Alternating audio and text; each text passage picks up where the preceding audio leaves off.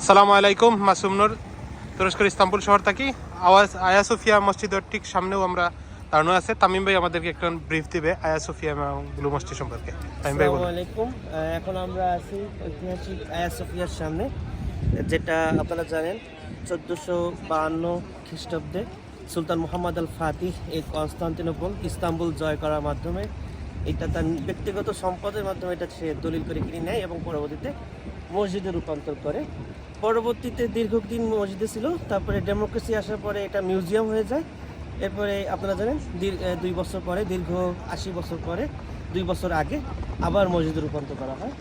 এই আয়া সোফিয়ার ইতিহাস প্রায় 1400 থেকে 1500 বছরের ইতিহাস। বাইজেন্টাইন সম্প্রদায় প্রথম এটা তৈরি করে, এরপরে 2 থেকে 3 বারের উপরে এটাকে পুনর্নির্মাণ করা হয়।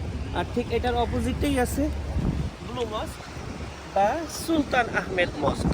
সুলতান আহমেদ দ্বিতীয়, এটা পরবর্তীতে মুসলিমদের একটা ঐতিহাসিক নিদর্শন হিসেবে, মুসলিমদের এখানে তাদের স্থাপত্য হিসেবে এবং সেই ব্লু মস্কটা তৈরি করে। সে তার এই সুলতান আহমেদ মস্ক তৈরি করে, পরবর্তীতে এটাকে ব্লু মস্ক হিসেবে বেশি প্রসিদ্ধ হয়, বেশি প্রসিদ্ধ হিসাবে চেনা হয়। আর এই যে তার পাশেই আছে, এখানেই সুলতান আহমেদের কবর এবং তার পরিবারবর্গের কবর। জি, ধন্যবাদ।